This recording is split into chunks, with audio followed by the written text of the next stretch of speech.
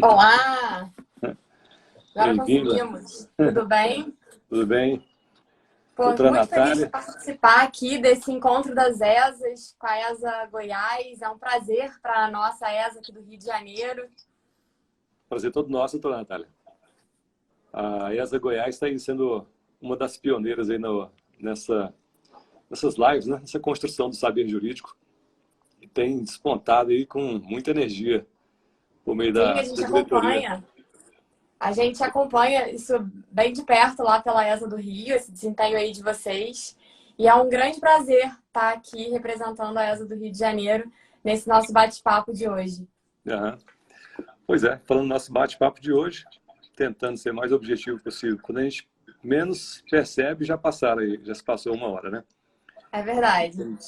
Olha só, nosso tema hoje é o exercício da advocacia e as novas tecnologias no processo civil.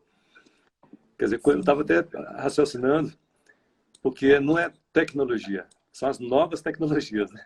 Só que, se for pensar bem em tecnologias, né, novas tecnologias, na verdade, até nós fizemos um bate-papo ontem, prévio, e nós comentamos aí sobre essa questão do que seria uma nova tecnologia no processo civil, considerando que o Código de 2015 trouxe algumas inovações, quer dizer, desde 2016, quando entrou em vigor, que foram principalmente as videoconferências, né? A possibilidade de você anexar documento escaneado e o advogado declarar que o documento é autêntico. E você estava também me contando que você está no seu mestrado e justamente sobre esse tema, né? Conta para nós aí o que Exatamente. você tem enfrentado lá de... Eu tô agora, né, tô no meu segundo ano do mestrado em processo civil pela UERJ. E eu tô com o desafio de tratar das decisões por algoritmo. É um tema um pouco fora, foge um pouco da nossa conversa de hoje, né, porque a gente vai falar dos reflexos para os advogados especificamente. Mas o que eu pretendo tratar na minha dissertação é justamente a questão da possibilidade da inteligência artificial auxiliar na atividade decisória do juiz. De maneira nenhuma, deixando claro que eu não quero defender que o juiz vai ser substituído por um robô. Mas eu entendo que a inteligência artificial, e para mim, as novas tecnologias estão intimamente conectadas com as ferramentas de inteligência artificial. Então, que vem sendo cada vez mais exploradas. A gente agora já tem o machine learning, a máquina vai melhorando a inteligência dela sozinha, independentemente da atuação de uma pessoa, de um programador, um homem, né, por Uhum. trás. Então, eu acho que isso tem muito a ver com essa questão das novas tecnologias. E eu também queria dizer que eu acho que essa live sobre essas novas tecnologias, nesse momento, né, da pandemia do coronavírus, tem tudo a ver, porque é um assunto super contemporâneo, já que a gente viu a necessidade. Basicamente, eu posso contar a experiência aqui do Rio. De um dia para o outro, os tribunais tiveram que se organizar para fazer as videoconferências, os advogados saíram do escritório e foram para casa, onde eles começaram a trabalhar de home office. A tecnologia sempre esteve aí, né, à nossa disposição, e a gente não fazia uso dela na nossa atividade. E eu posso até falar aqui das nossas lives, porque o que a gente experimentava muito mais de evento presencial, a gente está explorando super a capacidade, né, de alcance das lives hoje em dia.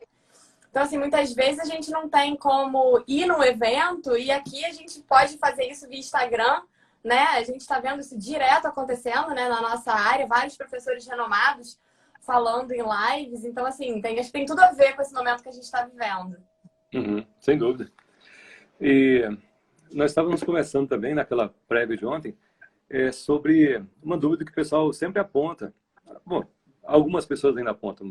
Vamos dizer assim que eu poderia talvez dividir a advocacia entre os que estão já integrados nas novas tecnologias e dos que ainda estão se integrando e os que não se integraram de jeito nenhum ainda, que tem que confiar em alguém, ou no secretário, num colega que sabe um pouco mais dessa tecnologia para poder acessar. Por exemplo, essa é a primeira vez que eu faço uma live pela ESA. Então, muito interessante. É uma experiência única para mim nesse momento aqui da minha vida profissional. E o pessoal sempre questiona sobre a questão de como postar vídeo nos processos eletrônicos, né? Muitos já sabem, né? Faz uma criação de um link e por meio do link é possível fazer o acesso ao vídeo. E mais ainda agora, não só pelo link, mas como também pelo QR Code.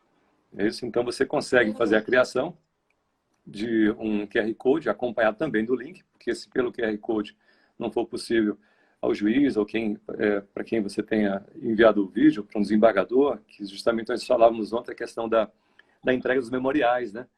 Que com essa pandemia já está meio complicado você visitar um desembargador ou até mesmo um juiz ou mesmo um ministro, para que você tenha ali aquele contato tete a tete, para que ele possa saber, dentro do calor da emoção do que você fala, o que é realmente que inspiraria algum cuidado na tese que você vem desenvolvendo um recurso ou em alguma coisa.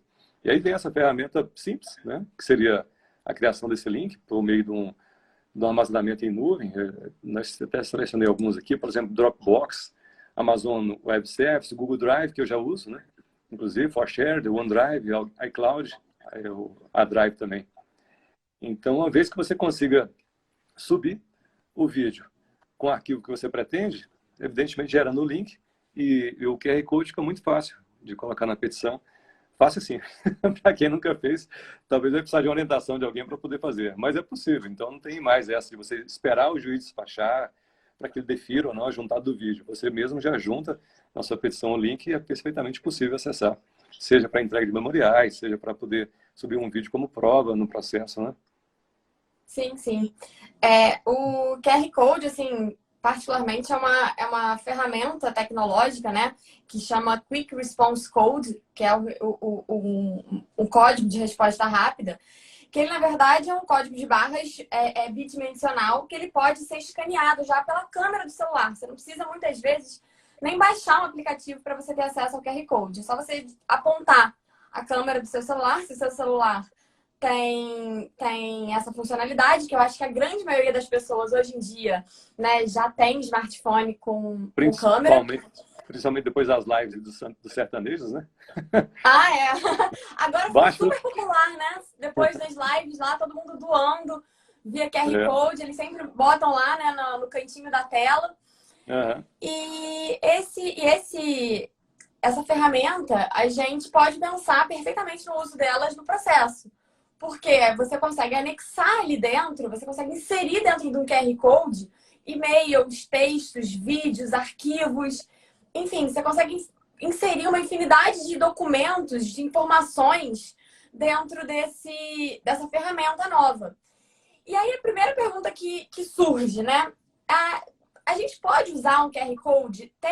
Tem alguma regulamentação? É a primeira pergunta que a gente faz, né? A princípio, a gente diz que pode, embora não tenha regulamentação. Os tribunais ainda não, pelo menos aqui, eu posso falar pelo Rio, que o tribunal ainda não regulamentou o uso do QR Code, mas a gente tem visto que é uma ferramenta que vem sendo cada vez mais usada pelos advogados, porque ele nos dá a oportunidade, muitas vezes, de despachar remotamente. Então, você faz uma petição, um pedido de tutela. Uma tutela antecipada antecedente, ou uma petição, uma tutela mesmo no bojo de uma ação sobre procedimento comum. Você faz a petição e no final você coloca um vídeo. E aí você fala, excelência, se você quiser assistir o vídeo com resumo em 2 minutos da minha pretensão, despacho, tá aqui. Aí o juiz vai, aponta o celular e assiste. O pessoal sempre fala assim, tá, mas não é garantia de que o juiz vai assistir o vídeo, ora, mas é garantia de que ele vai ler suas memórias? Exatamente. É garantia que vai ler uma sua petição? tentativa. Às vezes a gente tem a impressão de que quando vem uma sentença, vem uma decisão num tribunal, a impressão que você tem é que não leu nada, né? Aí vem uma declaração para isso, quer dizer, então você não tem garantia nem que suas petições são lidas, muito menos um QR Code para acesso a um vídeo. Agora, são ferramentas que você tem que utilizar. E para cortar omissão, você tem remédio, né, judicial para isso. Sim, assim, a rigor os juízes não são nem obrigados a ver, nem obrigados a ter um celular que tenha câmera, que ele pode dizer, olha, eu não tenho uma ferramenta para ver o seu vídeo. A gente não pode exigir isso, né, dos magistrados, nem ter a certeza de que nosso vídeo será assistido. Mas o que a gente tem hoje é que tem se tornado cada vez mais comum. E o que eu gostaria de citar aqui é que, se a gente pensar, embora não tenha regulamentação específica, lá os artigos 188 e 369 do Código de Processo Civil podem ser utilizados para chancelar o uso dessa ferramenta. E eles estão sendo, sim, usados aqui no Rio. Inclusive, nesse momento aí da pandemia do coronavírus, que, né, esse distanciamento social, os fóruns fechados, né, pelo menos até o dia 15 para atividades presenciais. Uhum. Teve uma decisão aqui de um desembargador da primeira Câmara Civil aqui do Rio de Janeiro que elogiou, até transcrevi aqui, vou ler a textinho da decisão, uma frase da decisão para vocês. Elogie-se a iniciativa engenhosa do advogado para, em tempos tão adversos e inédita dificuldade no contato, trazer ao conhecimento deste relator o seu memorial. Então, era o memorial que estava instruído com um videozinho via QR Code. E o que a gente pensa, a pergunta que você abriu essa nossa conversa sobre o QR Code, é sobre a possibilidade de juntar como um vídeo como prova, né, de você acautelar informações em juízo. De fato, eu concordo que é uma ferramenta muito válida, né, para essa finalidade. Mas ainda existe, na minha opinião, a gente precisa regulamentar isso de alguma forma, porque hoje em dia a gente não tem uma preocupação com a integridade e a autenticidade do link.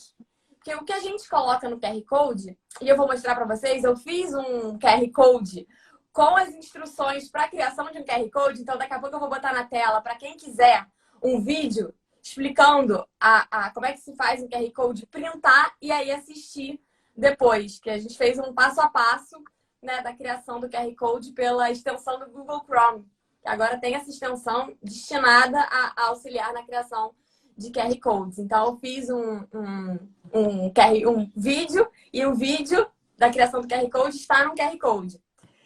E, bom, e aí a gente tem um link ali armazenado, né? Muitas vezes a gente coloca o vídeo, as fotos num Dropbox, pega esse link e coloca no Dropbox, no QR Code. Só que a questão é, será que esse material não vai ser adulterado? Então, assim, existe ainda essa dúvida, essa incerteza, essa insegurança das partes, se aquele vídeo que foi inserido ali realmente vai ser o mesmo vídeo no final do processo. Se a pessoa não chegou e modificou o conteúdo daquele... Mas aí eu te pergunto o seguinte, nesse caso de alteração do link, uma vez que eu já postei no processo, por meio da minha petição, o link eu tenho exatamente o mesmo código, né? Você está querendo dizer que com o mesmo código eu consigo alterar o conteúdo do vídeo sem alterar o link? Na verdade, se eu colocar o QR Code, eu não tenho o código em si ali, eu vou ter o QR Code. E aí eu consigo alterar Mas o link muda. O conteúdo de dentro do link. Pois então, digo assim, atualizar. Você chegou a ver se quando você muda o conteúdo do vídeo, o link é alterado também? Olha, na verdade, eu não sei te dizer, mas a informação que a gente tem é que isso pode sim ser adulterado. Assim, eu não sei tecnicamente, né, na formação do link em si, como isso funciona. Mas existe esse receio daquilo ali ser modificado. Porque um documento que está cautelado em juízo, o juiz tem certeza que aquele pendrive, ninguém tocou naquele pendrive. Mas quando ele está numa nuvem, ele não sabe se foi eventualmente adulterado. O que eu já estou pensando como advogado aqui? Se o vídeo foi postado, eu imagino o seguinte, que pior que seria, pensando assim, numa certidão de que aquele vídeo contém tal ou qual conteúdo. Aí seria preciso o servidor acessar o vídeo para saber qual o conteúdo, analisar exatamente para poder certificar que existe aquele X conteúdo. Mas ele não seria possível ele certificar exatamente imagens, né? Como é que ele definiria passo a passo imagens, né? Existe um risco. Eu mesma já usei num processo meu, até particular, meu, que eu era parte, um QR Code com um vídeo do ocorrido. Eu precisava mostrar uma situação de uma porta sendo arrombada, e aí eu juntei o vídeo. Não sei se foi visto, mas eu juntei as fotos e juntei o QR Code com os vídeos. Então, assim, é uma tecnologia ainda nova, que está sendo pouco usada pelo judiciário. Uma tecnologia que não é tão nova, mas que dentro do judiciário é uma coisa que começou a ser mais explorada de algum tempo para cá. E que eu acho que, assim, nós, como advogados, temos que explorar essa funcionalidade e é o nosso dever usar para ela começar a ser admitida. Embora eu não tenha um regulamento específico, eu acredito, na minha opinião, com o uso recorrente, isso vai acabar se tornando normal, os juízes vão ter o hábito de ver, embora a gente não possa ter certeza, porque repito, não tem a regulamentação específica, mas eu acho que é uma ótima ferramenta para nós advogados. A gente quer resumir em 2, 3, 5 minutinhos o memorial, coloca ali. Se você não conseguir despachar com o desembargador, aqui no Rio tem desembargador que mora fora da cidade e vem só para dia de sessão. Tem alguns casos assim. Então é difícil você encontrar o desembargador e despachar com ele, porque ele está trabalhando remotamente. Ele pode trabalhar remotamente, não tem nenhum problema. E ele normalmente recebe os advogados no dia de sessão. Mas às vezes você quer despachar o memorial 2 dias antes, 3 dias antes, então você manda para o gabinete o seu memorial com QR Code e ele pode. Aí o gabinete manda uma foto para ele pode assistir o seu despacho. Então, assim, acho que é uma maneira da gente se aproximar sempre. Sobre a questão que você falou, a questão da regulamentação. Eu diria que regulamentação é interessante para você ter pontualmente aquela prova estabelecida e o critério que ela vai ser utilizada para evitar uma adulteração dessa, por exemplo. Mas, de uma forma geral, o próprio código, lá no artigo 369, ele dispõe as partes têm o direito de empregar todos os meios moralmente legítimos, né, de provas. Então, mesmo que ainda não especificados nesse código. Então, é um artigo bem aberto, que ele permite qualquer meio de prova. E é por isso mesmo que até a questão do WhatsApp, que já não é nem tão nova, uma tecnologia nem tão nova assim, tem sido aceita aí pelo Judiciário. Eu tive dando uma olhada, em junho de 2018, o Conselho Nacional de Justiça, ele aprovou a utilização do aplicativo WhatsApp para as intimações. E, aliás, teve uma situação que foi instaurada por causa de um juiz lá de Piracanjuba, que é uma cidade aqui de Goiás, em que o juiz tinha baixado uma portaria para poder permitir a citação da parte que havia aderido ao sistema para que ela pudesse ser cientificada das decisões judiciais. E aí isso deu um problema, porque surgiu um procedimento de controle administrativo, tem até o número dele aqui, e acabou que o CNJ, por conta disso, autorizou formalmente a utilização. Aí você pergunta assim, mas isso não deveria passar por uma positivação, por uma legislação? Então, o Judiciário, mais uma vez, está legislando, sendo que esse papel não é do Judiciário, né? Olha, mas esse é um problema, né? Sem querer... O artigo lá, o 196, né, ele delega, né, para o CNJ a possibilidade de regulamentar o uso das tecnologias. Então, acho que torna isso um pouco mais fácil, né, na nossa vida para a gente ter agilidade, porque a tecnologia surge muito rápido. Então, assim, até a gente imaginar um projeto de lei para ser aprovada, aquela tecnologia já ficou até obsoleta. Eu vou só pegar uma redação do artigo que você citou aqui, que é o 196 do CPC. Compete ao CNJ e supletivamente aos tribunais regulamentar a prática e a comunicação oficial de atos processuais por meio eletrônico. E aí vem o ponto, né? E velar pela compatibilidade dos sistemas, disciplinando a incorporação progressiva de novos avanços tecnológicos e editando para esse fim os atos que forem necessários, respeitadas as normas fundamentais. Ou seja, realmente, o próprio código trouxe essa possibilidade para o CNJ regulamentar. E como se trata de intimações, é daqui mesmo a competência. E eu acho que veio em muito boa hora esse artigo no CPC de 2015, porque a tecnologia realmente é muito... As ferramentas se desenvolvem muito rápido. Então, a gente tem que ter uma chance de regulamentá-las. A gente, no caso, né, falando em nome do Judiciário, né, o CNJ tem essa possibilidade para agilizar a nossa vida, né, como advogados e, né, sujeitos processuais, operadores do direito. A gente tem interesse, né, em ter a nossa vida mais fácil com o uso da tecnologia. Até porque, se você for pensar, tirando o foco da nossa vida profissional, se for pensar na vida pessoal de cada um aqui, todo mundo usa tecnologia. Não Nesse tem momento, como. para poder assistir a live, já está sendo utilizado, né? Uma forte, poderosa. Exatamente. A gente entra, se você entra 1 minuto no LinkedIn, uma ferramenta profissional, você já tem lá várias sugestões de amizade. Isso é feito como? Inteligência artificial. Eles já conseguem resgatar né, os seus interesses, os seus contatos, enfim, e já te colocar ali as pessoas. Normalmente a gente conhece as pessoas que estão ali, né? Nas sugestões de amizade do LinkedIn, do Facebook, do Instagram. Então, assim, a tecnologia e as ferramentas estão, assim, na nossa vida. Né? Não existe mais vida sem tecnologia. Eu diria que essa pandemia deu um empurrão, né? Realmente uma empurrada aí no judiciário que, de tão formal, né? De tão seguidor de ritos, né? E de ser muito clássico, apegado a formas tradicionais, né?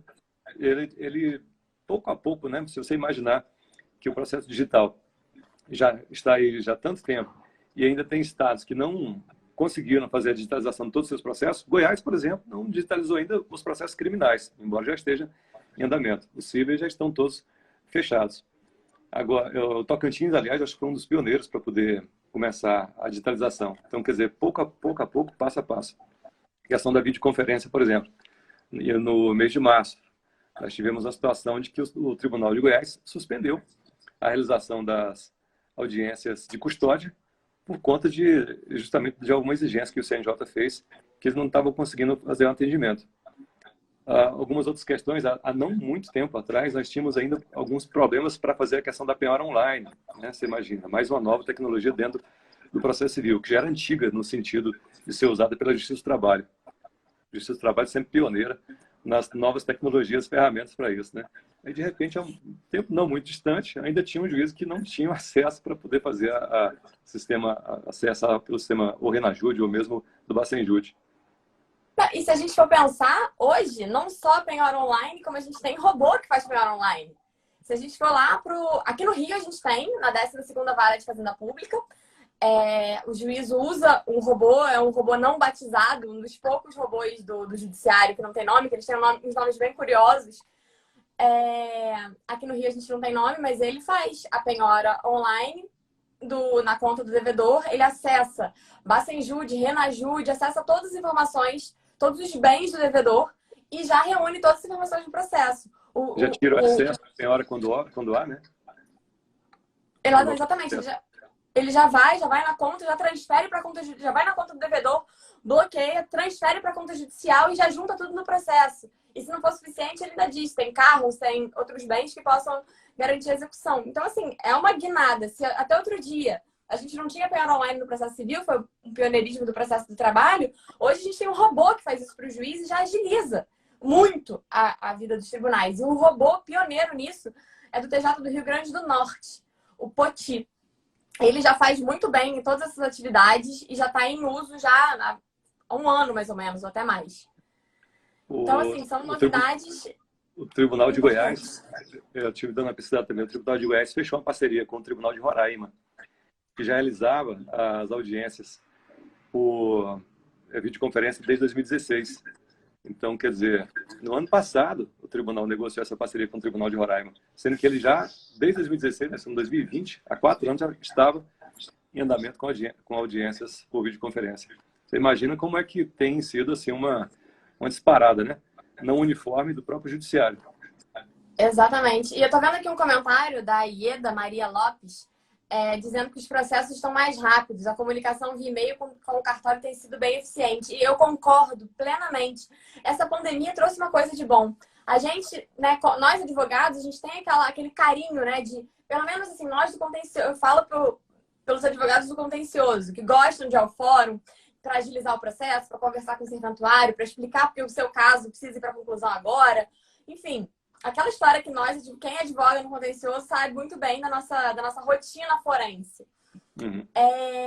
E tem sido mesmo muito eficiente esse contato por e-mail. Será que será que essas novidades da pandemia realmente não vieram para ficar? Será que eles não vão parar de atender a gente por e-mail posteriormente? Se isso está sendo tão benéfico para a gente, talvez até para eles também. Que não ficam toda hora levantando, recebendo 1000 pessoas, para um minuto, olha os e-mails e já dá andamento nos processos. Talvez para eles se organizarem também esteja sendo melhor. Para te dizer a verdade, eu senti um aumento de produção dos processos, pelo menos que estão comigo, como advogado, em relação antes, ao período anterior. E eu acredito que isso tenha sido realmente real pelo fato do atendimento ao público ter se encerrado. Então, o que o pessoal ficou fazendo? Bem enfurnado, produzindo. Imagino que estavam trabalhando. E eu consegui sentir esse resultado. Realmente foi interessante. Aí, agora pergunta, tá? Então a gente deve cessar o atendimento. Pessoal, talvez cessar não, mas de uma forma... Aliás, esse atendimento pessoal já foi diminuído bastante depois que foi implementado o sistema dos Projus, do ISAGE, né, PJE, à medida que o advogado não precisava mais ir ao fórum para protocolar uma simples petição, o atendimento pessoal já foi bem reduzido. Agora foi, assim, zerado o atendimento pessoal e eu acredito que isso tenha gerado uma produção maior. Eu senti isso, pelo menos nos processos que eu estou acompanhando. Vários despachos, embora os prazos tinham sido suspensos, né? Aliás, ontem recomeçaram a contar. O colega Fernando está até lembrando aí, está funcionando muito bem os atendimentos por e-mail, né? Espero que agora, com o retorno dos prazos, não caia a produção. Vamos torcer por isso, Fernando. A produção, vamos ver se a gente consegue... Fernando é o diretor adjunto lá da nossa ESA aqui do Rio. Um prazer ter você aqui. Bom, e realmente esperamos que isso não mude agora, né? A partir de ontem, né? Quando voltaram os prazos processuais. Porque realmente eu achei muito, muito bom assim, o retorno via e-mail. A gente está tendo todos os casos, a grande maioria dos casos que a gente está mandando e-mail para os cartórios, a gente está tendo retorno, os processos estão andando, a produtividade está fluindo. Então, assim, eu acho que a tendência é que isso seja, né, mantido, pelo menos até o retorno das atividades, dessa forma. O que, se Deus quiser, vai acontecer no dia 15, né? Se essa pandemia permitir. É o que a gente tem aí de concreto, né, do CNJ. Mais 10 dias, sei não, viu? Hoje é 5, mais 10 aí, para saber se o que vira, né? É difícil, assim. Aqui no Rio, a gente até chegou a conversar rapidamente sobre isso ontem. Aqui no Rio a situação está complicada. Em Goiás está um pouquinho menos pior, né? Mas aqui realmente... Pois é, você tinha dito isso, né? Que o pessoal realmente está assim, mais restrito do que aqui. Nós temos aqui o nosso governador que também restringiu, no primeiro momento, o funcionamento geral. Agora já foram abertos os comércios, assim com bastante restrição. Supermercados, normalmente, lojas de material de construção, cinemas ainda não, shopping fechados ainda. Mas nesses ambientes que estão fechados, permitido acesso com uso de máscara, né? Então, pelo menos... Aqui realmente está bem mais restrito e, se Deus quiser, tudo vai melhorar.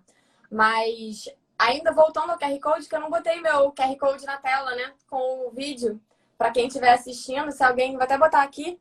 Se alguém quiser... Deixa eu virar minha câmera. Se alguém quiser dar um print, nesse QR Code, eu coloquei um vídeo com as informações, né, com o passo a passo para a criação do QR Code via a extensão do Google Chrome. Então, eu desativei os comentários. Só segura um pouquinho mais, que eu desativei os comentários agora. Para poder não atrapalhar. Se alguém quiser dar um print, acabei de fazer. Aqui tem todas as informações. Tem um videozinho mostrando, né, um vídeo da tela mostrando o passo a passo. Eu acho que isso é muito bom. Acho que já deu, né? Deu. Vou voltar aqui para mim. Eu acho que isso é muito bom para a nossa atividade, para a gente ter mais uma forma de acessar, né? E até como a gente até falava ontem também, o QR Code é uma das formas e como a gente observa, os juízes, desembargadores estão aceitando outras formas, né, de despacho dos advogados. No TRF 3, a gente chegou a despachar por áudio de WhatsApp. Então, tinha um pedido de efeito suspensivo. Né? Não é nem nada mirabolante de pensar assim, como seria a videoconferência? Não, áudio mesmo, né? No áudio. Aí a gente entrou em contato com o gabinete e eles falaram, olha, a gente disponibiliza esse número de telefone e aí me instruíram a mandar um áudio com o que eu gostaria de dizer para o desembargador no despacho e foi o que eu fiz. Se fosse como uma condição normal, né, eu teria que pegar um avião daqui para ir no tribunal para fazer o despacho com o desembargador. Só que não poderia acontecer por conta da pandemia. E por que isso não pode se repetir no futuro, quando os fóruns reabrirem? Por que a gente vai perder as isso que a gente ganhou? As empresas aéreas discordam de você, viu? As empresas aéreas discordam de você. É verdade, mas nossos clientes vão ficar super felizes.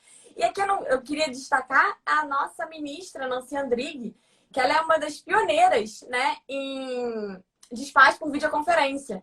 Não, ela é pioneira em muita coisa, viu? Eu me lembro de uma decisão em que foi permitida a cobrança dos honorários advocatícios contratuais. Sim, muito polêmica. Pena que a decisão depois foi superada e depois veio outro entendimento dizendo que não, os honorários advocatícios contratuais não podem ser mais cobrados. Mas sempre ela está na vanguarda aí com decisões. Sim, e é incrível, assim, eu já tive, não despachei pessoalmente, mas já vi um despacho lá no escritório de um sócio, falando Aí ela aparece na videoconferência, aí você tem que estar lá pronto, ela aparece, você fala, despacha normalmente, e aí você reduz o custo do seu cliente, de novo, pagar sua passagem até lá, de arcar com seus honorários, você passa um dia, dois, paga hotel, enfim, é melhor para todo mundo. Então, assim, eu acho que foi uma posição dela de vanguarda que hoje, né, por força da pandemia, vem sendo adotada por muitos tribunais. E aí por que a gente vai perder isso no futuro? Por que a gente vai dar um passo atrás, né, em todas essas novidades? Porque, assim, a verdade... Você falando sobre a questão do passo atrás, né? Os passos só estão indo para frente, né? Porque até mesmo a lei dos juizados especiais permitiu formalmente, e aí veio, né? Nós falamos agora há pouco sobre a possibilidade do CNJ fazer regulamentação de intimações e tal, e veio de repente a lei 999 dos juizados regulamentando, autorizando expressamente o uso da audiência para conciliação, né? Uma pena que não surgiu, não estendeu para instrução. E eu estava dando uma olhada no Código de Processo Civil, o CPC traz a possibilidade da videoconferência para depoimento pessoal. Ele faz uma ressalva assim, vírgula, mesmo em audiência de instrução e julgamento. Eu fiquei pensando assim, mas vem cá, o depoimento pessoal é autorizado pelo CPC, por videoconferência, mas o depoimento testemunha não. Pelo menos é o que ficou claro pela forma como você puxa a interpretação pelo CPC. Ele diz que é admitido o depoimento pessoal, mesmo que em audiência de instrução e julgamento. Ainda que é na audiência de instrução. Peraí, mas e o resto dos atos que acontecem durante a audiência de instrução, especialmente a possibilidade de eventual acariação, né? Eu acho que dá pra gente colocar isso ali, né? Interpretando 236, 385, 453, 461. Dá pra gente fazer essa interpretação de que a autorização engloba não só o depoimento pessoal, coletiva de testemunhas, acariação, sustentação oral, lá no 937. E essa lei do juizado, essa lei que modificou, né, a lei 9.099, essa lei fresquinha, que trouxe a possibilidade das conciliações por videoconferência, eu fui dar uma olhada, né, depois que ela saiu. E porque quando eu ouvi essa notícia, enfim, tive conhecimento dela, achei muito interessante, né, li muita coisa sobre isso. Já tem várias pessoas escrevendo, e eu fui ver, eu falei, mas essa lei, de onde ela surgiu? Foi por conta da pandemia? Será que isso foi rápido desse jeito? Impossível, né? Tem 1 mês e meio de pandemia. Aí quando eu fui ver, a lei é de autoria do nosso saudoso professor Luiz Flávio Gomes. É um projeto de lei de 2019, já antevendo, né, essa necessidade de ampliação, né, da atuação por videoconferência.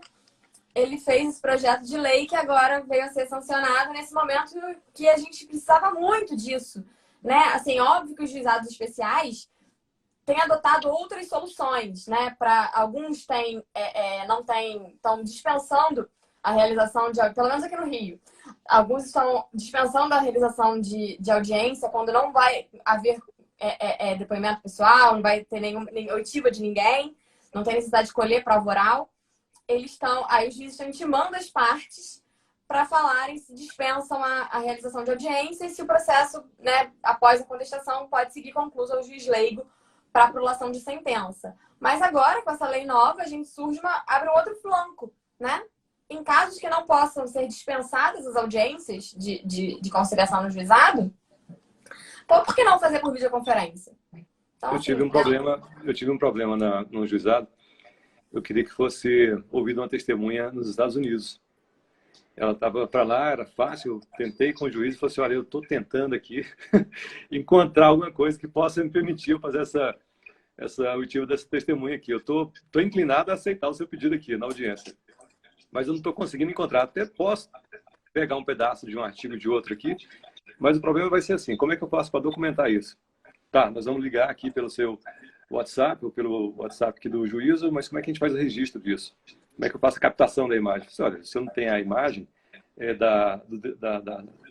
do que é colhido na própria audiência, não tenho o próprio vídeo que capta a imagem da própria audiência, eu posso colocar o celular, fazer a ligação e capta a imagem do próprio celular aqui, da pessoa. Aí acho que ele ficou meio temeroso, naquele momento ele não permitiu. Não deixou.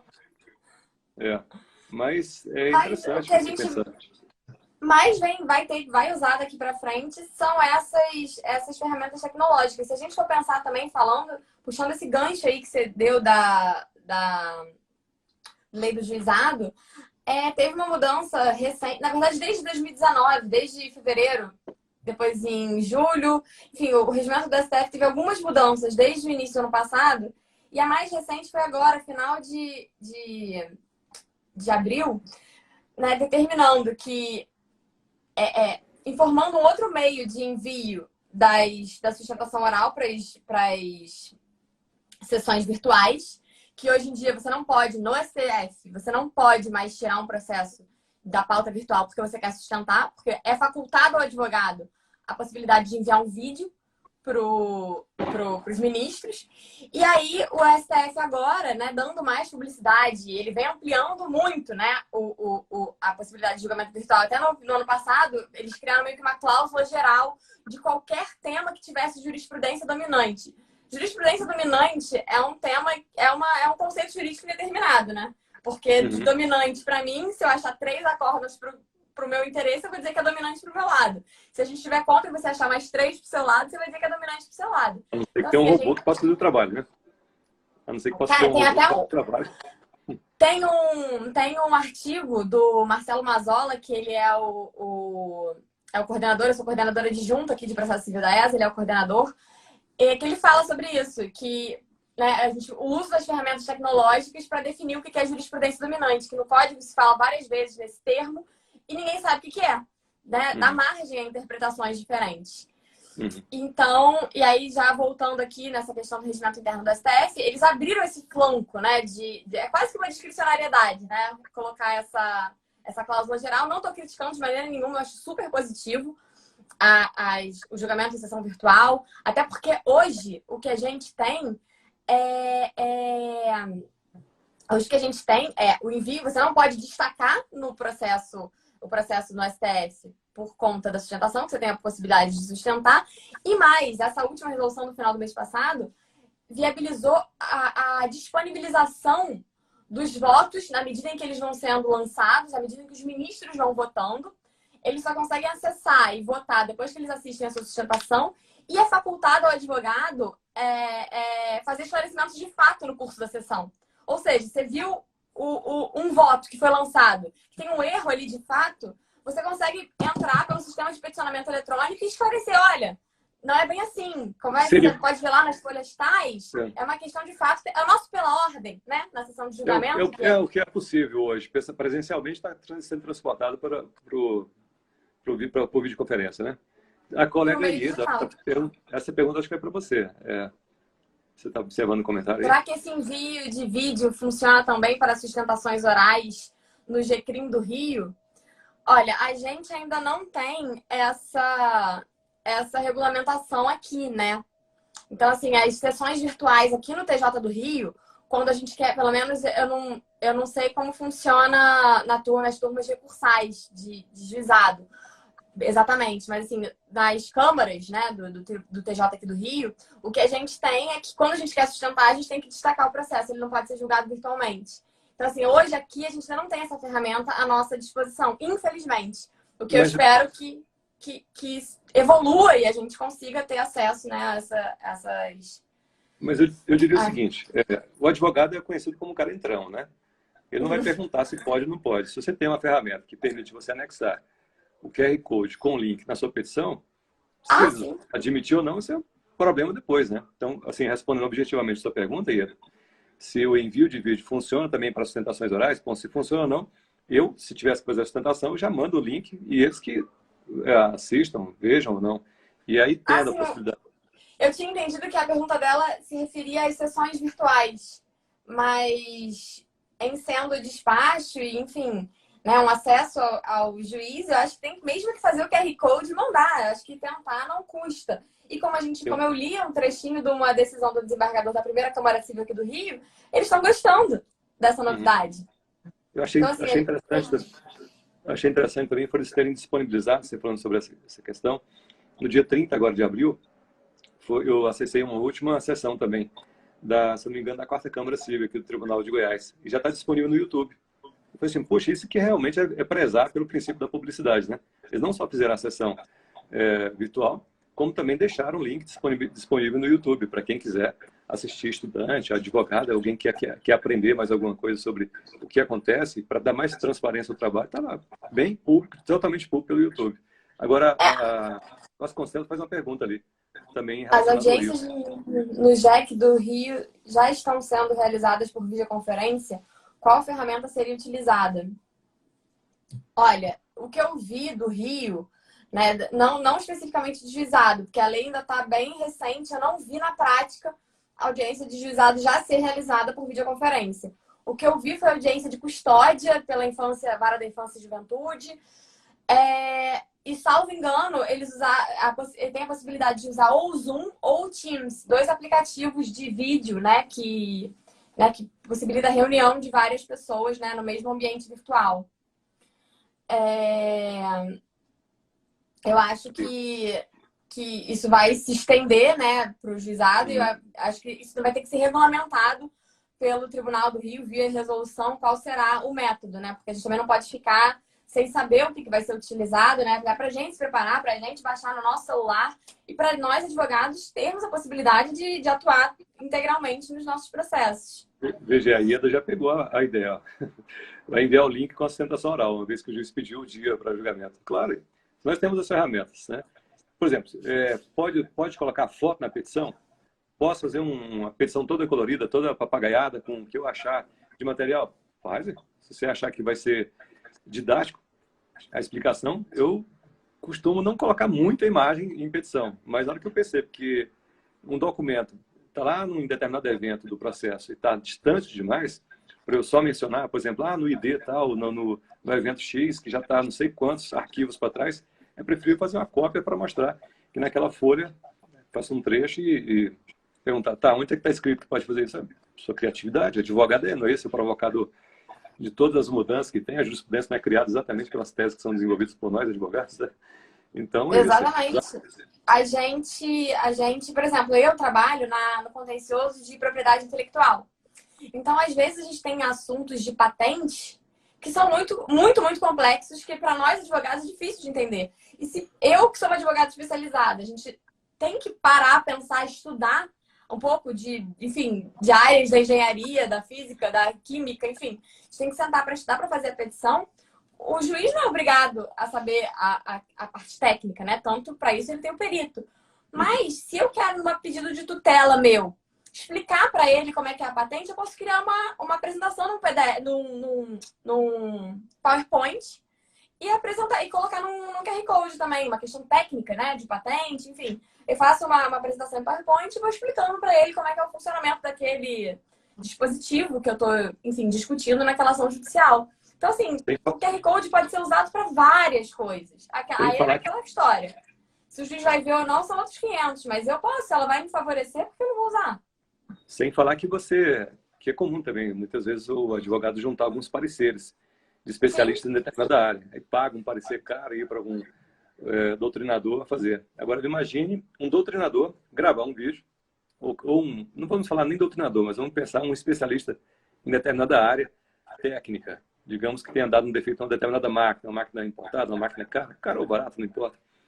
E você precisa daquela explicação dada não por você, porque talvez você possa se embaraçar na explicação. Então, vem cá, vamos gravar um vídeo com você, está aqui o técnico, me faz um vídeo aqui de 3 minutos, faz o desafio aqui de você conseguir explicar o defeito que aconteceu em 3, 5 minutos, no máximo, para não ficar longo demais, e eu vou juntar isso aqui no processo. Pode ser?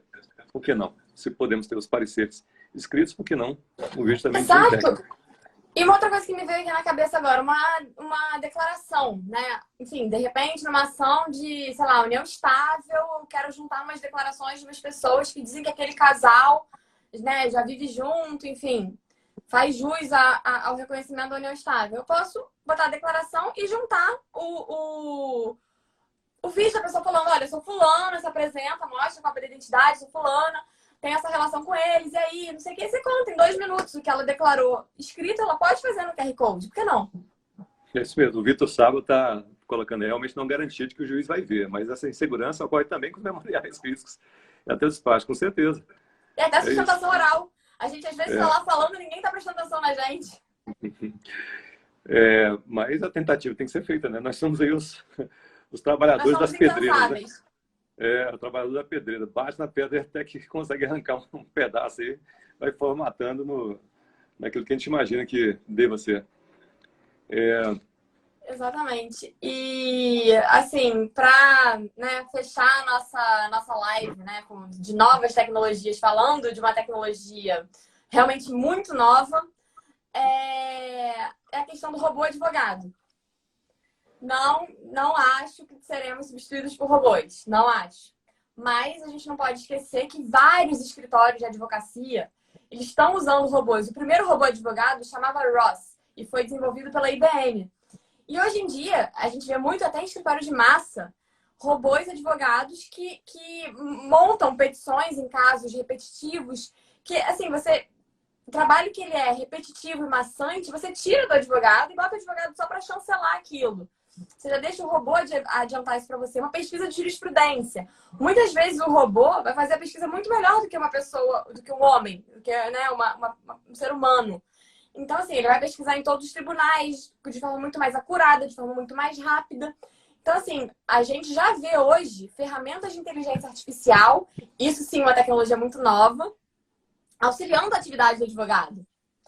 E aí a gente realmente já existe na prática. E dentro dessa possibilidade do robô advogado, a gente pode encaixar a questão da jurimetria. A jurimetria, assim, é uma ciência, né, que é incrível, que é você fazer previsões de julgamento. Ela usa a estatística para prever como determinado tribunal, determinada câmara, determinada turma analisa um determinado assunto.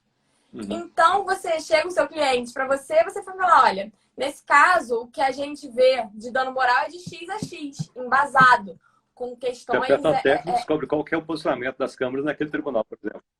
Exatamente. Então, assim, isso pra gente é incrível, né? Na nossa atuação, nunca a gente vai ser colocado de lado. Especialmente na hora de formatar os honorários, né? Porque você recebe um cliente que vem trazendo uma tese complicada, você já põe um input no computador e vê tipo, que nível de classificação essa tese está. Para mim, olha, está 90% difícil. Olha, essa tese é complicada, vou ter que trabalhar demais. Já pode calibrar os honorários. O posicionamento do tribunal é totalmente contrário, mas o cara fala assim, eu quero, você tem que enfrentar isso para mim, a questão pesada, então tá, vamos dosar então o grau de dificuldade. Isso é interessante para você fazer o escalonamento de custo, tempo, trabalho que você vai ter. Exatamente, eu acho que essa é uma ferramenta muito, muito importante, né? Que elas ajudam em consultas, ajudam em pesquisas de jurisprudência, pesquisa da doutrina. Então, assim, ela analisa o funcionamento da ordem jurídica na prática. E, assim, a título de curiosidade, eu queria mencionar uma lei do ano passado que modificou várias leis da França. Enfim, Código Civil, Código Comercial, uma lei meio Frankenstein, que veio para mudar vários detalhes da legislação francesa. E nela, essa lei dizia que, na verdade, não poderia... a jurimetria meio que não estaria autorizada. Ou seja, você não poderia divulgar que um juiz ou uma câmara ou uma turma pensam daquele jeito. E aí, com pena, inclusive, de reclusão. Você vê. Isso aqui no Brasil, na minha opinião, por força do princípio da publicidade, isso nunca poderia, né, ser mantido, né, ser replicado aqui na nossa realidade. Não, mesmo porque, se você for pensar, qual é o princípio que rege os recursos especiais repetitivos? O que gera aí a repercussão geral? Não é justamente com base em julgados que já foram definidos como padrões, julgados piloto? Como é que você pode... Então, nós teríamos que mudar nosso próprio sistema de repercussão geral e de tese de recursos especiais repetitivos, porque é justamente com base na multiplicação de casos idênticos é que se chega na tese central, a partir da qual o judiciário vai ter que obedecer. E só pode obedecer se ela for pública. Não tem sentido eu suscitar um incidente ou a existência de um precedente. O receio deles é você constranger um juiz, entendeu? Essa vara, tal vara, essa empresarial do Rio pensa assim, assado. E aí você acaba constrangendo o julgador. Mas assim, eu particularmente não concordo, mas assim, eu queria destacar, né, embora também concorde com você que é inviável na nossa realidade do Brasil, destacar que na França eles já se anteciparam e falaram, não pode. Né? Usar a tecnologia para isso, vocês não podem.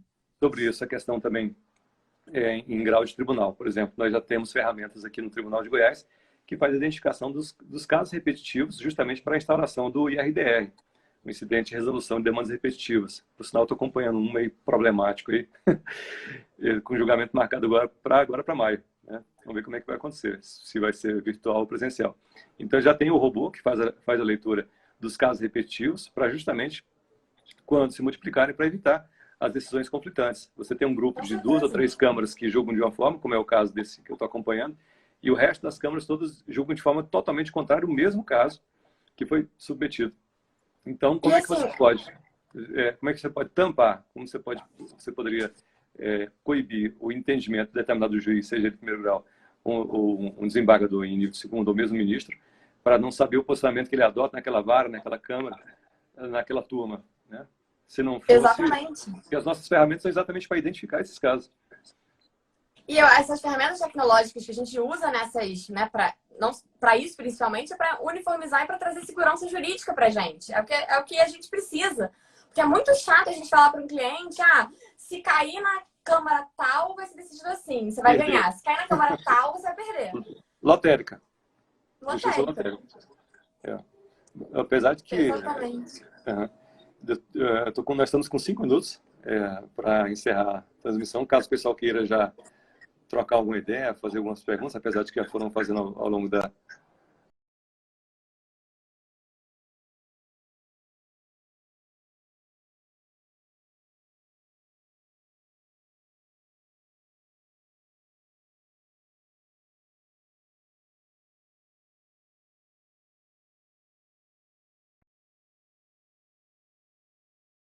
A live, eu não sei se vocês estão me ouvindo.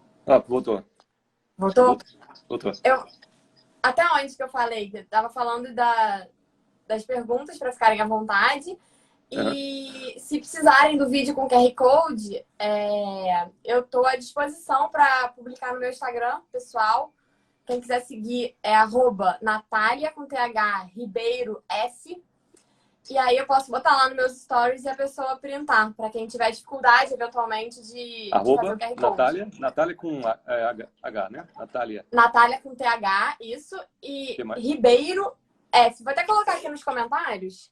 Para quem quiser, eu posso publicar. Natália Ribeiro S. Ok. Publiquei aqui pela ESA. Acho que pela própria live eles conseguem puxar. Vou deixar o meu também aqui. Eu tô pela ESA, pelo sim, claro. Instagram da ESA. Eu vou seguir, vou até dar um print aqui para já pegar também o seu Instagram pra gente trocar figurinha. Estamos aí firmes. Então, eu queria agradecer essa oportunidade de estar aqui. Se alguém tiver mais alguma pergunta, eu estou super à disposição. Essa oportunidade de estar aqui, de falar com o pessoal de Goiás, né? De fazer essa interface aí entre ESA Rio e ESA Goiás. Achei super bacana essa iniciativa das ESAs, né? Do encontro das ESAs. Espero poder participar de outros encontros sobre outros temas ou mesmo sobre tecnologia, que eu amo falar disso. É um assunto que eu escolhi estudar, né? E tem que estar presente na nossa vida, né? Porque não tem como escapar. Não tem como escapar. E esse é o futuro. Deixo o meu agradecimento também para o Rafael Lara, nosso diretor da ESA daqui. São 2 Rafael, né? O Lara e o outro Rafael. O outro Rafael. Diretores da ESA e todos os diretores da ESA que têm trabalhado com muito afinco para que essas lives sejam bem produtivas como tem sido. E essa interação, mais ainda, achei muito, muito interessante também. E agradecimento ao pessoal, né, que está aí curtindo, prestigiando, porque sem os nossos colegas prestigiarem, as lives não são nada, né? É verdade, pessoal aí que, né, antecipou ou postergou o horário do almoço para estar aqui com a gente. É uma grande alegria ter vocês aqui no meio do dia. Eu sei que os prazos processuais já voltaram e que muita gente está aí na luta, né, nós advogados, do dia a dia, mas conseguiram separar um tempinho para trocar uma ideia aqui com a gente. E quanta live não tem? Quanta live não tá rolando aí? Pois é, com certeza. Pessoal, então um grande abração para vocês, a turma que está acompanhando, minha colega aí do Rio de Janeiro. Esperamos que vamos ter outras oportunidades realmente, com mais interações também. E vamos torcer para que tudo dê certo, essa pandemia realmente essa paralisação sirva para alguma coisa, nem que seja para a gente aprender mais.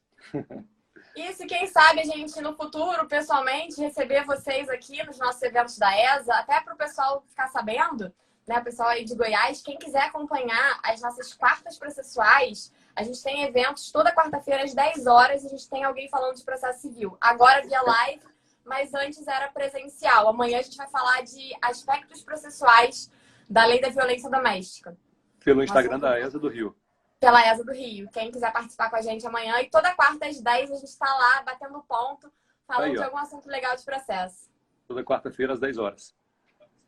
ESA do Rio. Maravilha. Muito obrigada, Paulo Sérgio, por estar aqui comigo, por dividir essa live. Foi uma Obrigado a grande você. honra. A honra foi nossa. Grande abração para vocês. Pessoal, boa tarde para vocês aí então, hein? Tudo de bom. Tchau, tchau. Até logo.